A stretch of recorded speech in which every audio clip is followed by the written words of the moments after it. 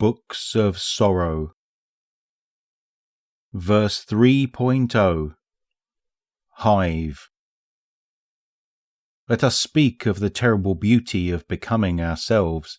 In the beginning we rode hollow moons from star to star. Oryx said, "Become as numerous and fertile as seeds in rich flesh," and thus we did become numerous. Xivu-Arath said, "Become as hungry and defiant as tumours in rich flesh," and thus we became cancerous.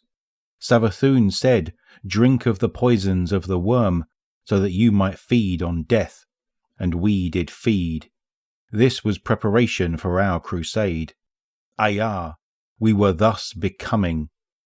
A mother wizard gets fertility from a mate, or from herself. From the wizard the spawn, from the spawn our thrall, from the survivors our acolytes who contend. If they contend well, their worm is fed, and from the well-fed worm come knights and wizards and princes. This is us, and our purpose is liberation. Our great task is the worship and admiration of freedom. Our great hunger is to pursue and eat that which is not free, and to liberate it with devouring. Ayat. This is us, we the Hive. Verse 3.1 An incision.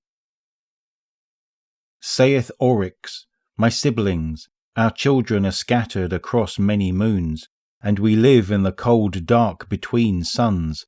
What will we eat? How will we speak?" Savathun said, "Oryx, my brother and king, I have studied the wounds cut by the worm our god. Also I have studied the manner of your death and return. These two things are the same, for they are predicated on death and the passage through cut spaces. Let us practice the sword logic until we are sharp. We may then cut our own wounds and step through." But Xivu-Arath said, "Sister, I am already sharp. Look, my sword cuts into another space."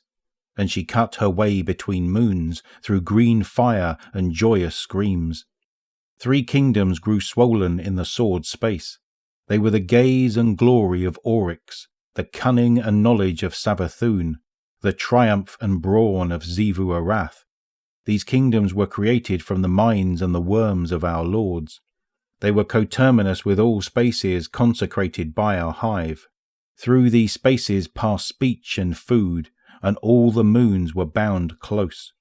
Saith Oryx, "This is where I went when I died. Let us establish our thrones here, for I am Oryx the first navigator, and I shall chart death, and my throne shall be carved of osmium." Verse 3.2 The High War. Now in this time of diaspora there was a war between Oryx and Savathun and Xivu-Arath. "Brother Oryx," said Savathun, "do not forgive my betrayal. Instead, take vengeance upon me for what I did at the dry moon." And Oryx made war on her in worship of the deep. Between them stood Xivu-Arath, saying, "Stop, or I will kill you. War is mine, and I am strongest." This was how they worshipped.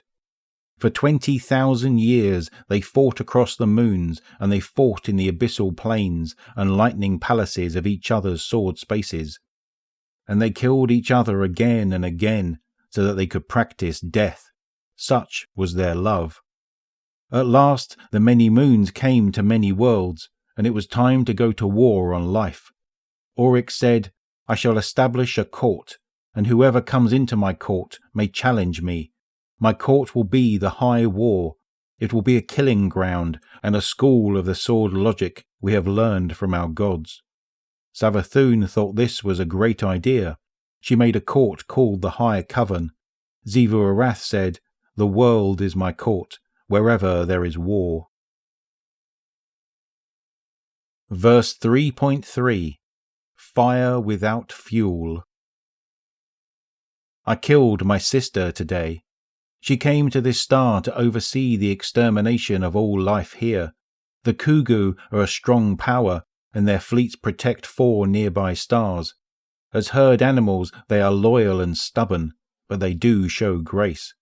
For millions of years of evolution, the Kugu have been infected by a virus so insidious that it wrote itself into their genome. The virus compels them to offer their limbs for amputation by enormous sessile jaw beasts. They venerate these beasts and treat them as gods. The virus converts Kugu cells into eggs, from which strange crawling things pupate, to live within the jaw beast gut. In turn, the jaw beast extrudes sweet nectar for the Kugu to drink, and they have brilliant visions.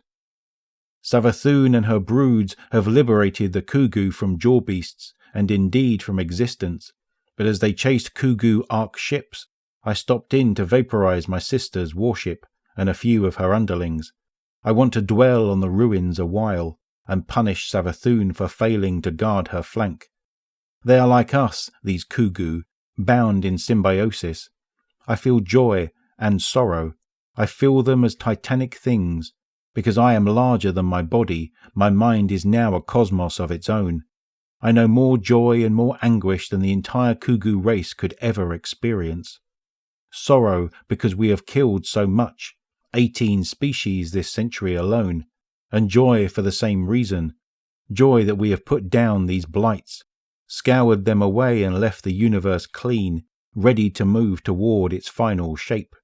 We are a wind of progress, ripping parasites from the material world, for if they were not parasites, we would be unable to kill them, and they would still exist. And what is that final shape? It is a fire without fuel, burning forever, killing death, asking a question that is its own answer, entirely itself. That is what we must become. My worm grows fat and hungry. I feed it with whole worlds. My astronomers tell me they can sense the deep itself, and that we are conquering our way towards it. I think joy and sorrow will be the same thing too, like love and death. Verse 3.4 The Scream. No, Savathun, Xivu Arath, my siblings, we are betrayed. We will never live eternal. Our might shatters entire species. We inhale the smoke of their burning. This is our compact with the worm, our god. The worm makes us mighty. But as we wield this might, our worm's hunger expands. If we fail to feed it, it will devour us from within. We have exterminated 306 worlds, and now I am certain. My worm's hunger grows faster than the might I draw from it. We are bound by our covenant to obey our nature, eternal search, eternal cunning, eternal conquest. But as we do this, my siblings, we feed our worms. And the more we feed them, the hungrier they grow, faster and faster. Soon, my siblings, we will be so mighty and our worms so hungry that not all within our might could we possibly feed them. And we will be devoured. What can we do? Verse 3.5 Dictata Dakaua. Attention! Perimeter security units attend. Stand by to assimilate new imperatives. Gland 60 proof assimilation liquor or face immediate non-compliance taxation. The Dakaua Ministry of War is now online and true. In radial year 989, Groove 3 our clients in the Dakaua nest salvaged an interstellar spacecraft. Hull isotopes date the craft's construction 24,000 years ago, around the same time the fundament dropped out of contact with our amiable ecumene. Semantic spike I, brackets, Praga. Mercenary explorers, disposable class, discovered an organism frozen in stasis deep within the hull. She claims to be Teox, member of a proto-Hive species. During debriefing, she provided records of the fall of the Ammonite civilization and vital intelligence about the motives, biology, and leadership of the Hive.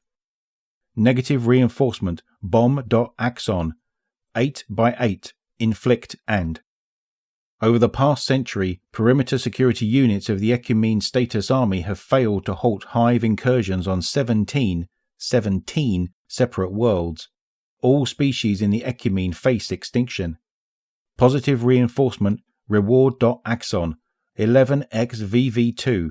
Inspire percentage. Decapitate, defer, promote Dakaua strategic dicta for victory against the Hive. Identify supreme Hive leadership organisms, Orash, Sathona, and Shiro. Target these entities with maximum theater overkill. Cadometric release authorized. Prosecute targets wherever they manifest. Hive cohesion will crumble. Total victory over the Hive will be achieved by clean sweep genocide. Enact impulse brackets Indora Vindicator. Verse 3.6. Star by star by star. Beneath a green fire sky, in the throne world of King Oryx, our lord's embrace, we the Hive watch as Savathun puts her arm around Xivu Arath, and Xivu Arath clasps forearms with Oryx, and Oryx takes Savathun by the shoulder. They are huge, huge, and they burn with furious power, for this embrace is weakness, and we despise it. Never before have we despised our lords. Have they failed us? We, the Hive, have been driven back, world by world. I am at my end, Savathun says. I plot and plan, but I cannot gather enough bloodshed to feed my worm, and the harder I try, the hungrier it becomes. I slaughter and kill, Xivu Arath says, but the harder I fight, the more my worm demands. I too am at my end. The ecumene war angels have killed me so many times, Oryx says, that I dare not go out into the universe, lest I need my might to protect myself. My worm chews at my soul in hunger. Is this the end of our crusade? Are we the Hive unworthy to exist? Xivu Arath puts down her great head. We should retire and gather our strength. Savathun closes her eyes in puzzled defeat. We should beg the worm our god to tell us what to do. But King Oryx, who knows best the beauty of the final shape, roars at them. Have you learned nothing? Would you deny our purpose? Whatever we do, we will do by killing, by an act of war and might. That is the final arbiter we serve, that violent arbiter, and if we turn away from it, we deserve to be eaten. No, we must obey our natures. We must be long-sighted and cunning and strong. We must take this gift the worm our god has given us, this challenge, and find a way to keep existing. How will we feed our worms? Xivu Arath asks. I know, says cunning Savathun. I know a way, but it won't work unless we are killing the ecumene by the billions. How can we beat them? If we cannot beat their strengths, said Xivu Arath, we must infect their weaknesses, for they are lords of matter and physical law. I know a way, King Oryx says, but it will require great power, more power than any one of us can claim. Then kill me, said Xivu Arath, and use that killing logic, the power you prove by killing something as mighty as me. So King Oryx took up his blade and beheaded Xivu Arath. And strangle me, said Savathun, holding a blade behind her back. Use that killing logic, the cunning you prove by killing something as smart as me. But King Oryx turned with the speed and might of Xivu Arath and beheaded Savathun before she could move. King Oryx was the first navigator with the map of death. These were true deaths, for they happened in the sword world. Then he went to the worm named Akka. Verse 3.7. Eat the sky. Emergency imperative. All militarized units attend. Gland 120 proof fight or flight encoding or face certain catastrophic defeat. The Ecumene Crisis Council is now online and true. Attention. As of Radial 990 Groove O, the Hive have launched a staggering counterattack across the Spinwood frontier. Perimeter, militia, and shock fleets report total casualties. We anticipate total Ecumene disintegration extinction within 220 years. Vigilance Spike I. Brackets. Attend.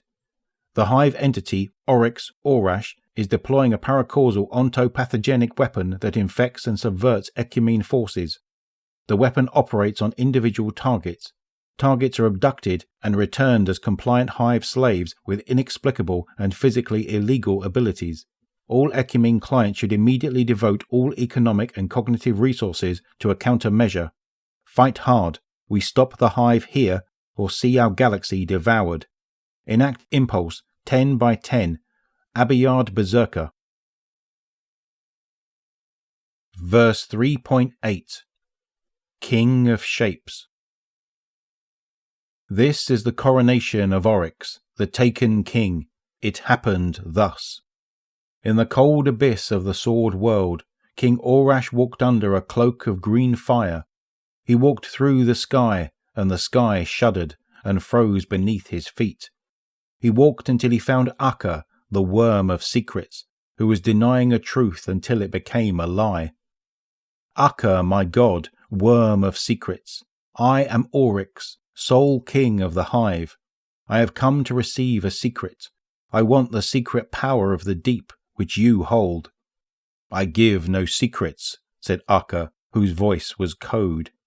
No, said Oryx, you give nothing. Giving is for the sky. You worship the deep, which asks that we take what we need. Akka said nothing, because if it denied this truth, the truth might become false.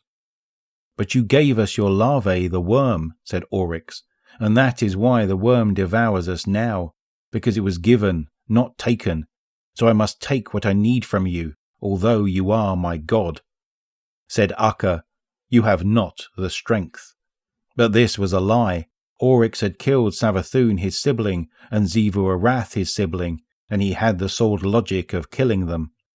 Oryx, the first navigator, set upon his god with his sword and his words, and cut Akka to pieces, and took from those pieces the secret of calling upon the deep. He wrote this secret on a set of tablets, which he called the Tablets of Ruin, and he wore them about his waist. Then Oryx said, Now I may speak to the deep, the beautiful final shape. I will be king of shapes. I will learn all the secrets of our destiny. His speech to the deep is not recorded here, but it is known that he returned, and he said, Now I am Oryx, the taken king, and I have the power to take life and make it my own. Then he went out into the universe, and fought the Ecumene with his tablets, and the worm his god was pleased. Verse 3.9. Carved in Ruin. Oryx made war on the Ecumene for 100 years. At the end of those 100 years, he killed the Ecumene Council on the Fractal Wreath, and from their blood rose Zivu-Arath, saying, I am war, and you have conjured me back with war. Oryx was glad, for he loved Zivu-Arath. The Ecumene wailed in grief. Then Oryx and Zivu-Arath made war on the Ecumene for 40 years. At the end of those 40 years, Oryx said to the Dakaua nest, Listen, I am jealous of my sibling Zivu-Arath. Help me kill her, and in desperation they agreed. But he drove the Dakaua nest into a trap, and they were made extinct. From their ashes rose cunning Savathun, saying, I am trickery, and you have conjured me back with trickery. Oryx was glad, for he loved Savathun. The Ecumene fled into the void. Then they made war on the Ecumene for 1,000 years, and exterminated them so wholly that nowhere except in this book are they remembered. This book and the mind of Teox, who was not found. And Savathun said, King Oryx, how will we feed our worms? Did you use my plan? Oryx told the Hive, I am the taken king, and here is my law. You thrall, each of you will claw and scream and kill what you can. Take enough killing to feed your worm, and a little more to grow. Tithe the rest to the acolyte who commands you. You acolytes, lead your thrall in battle. Take enough killing to feed your worm, and a little more to grow, and take the tithe of the thrall you lead. Then tithe the remainder to the knight or wizard who commands you. Thus you pay tribute. You knights and wizards, lead your followers in battle. Take enough devastation to feed your worm, and a little more to grow. And take the tithe of your followers. Then take another portion, as much as you dare, and use it for your own purposes. But if it is too much, your peers will kill you and take it. Then tithe the remainder to the ascendant you serve. An ascendant will be those among the hive who gather enough tribute to enter the netherworld. They will pay a tithe to those above them. And thus the tribute will flow up the chain, so that Savathun and Xivu Arath and myself will be fed by a great river of tribute, and we will use that excess to feed our gods and to study the deep. Thus all worms will be fed as long as we continue our crusade. This is my law. I carve it thus in ruin. Ayat.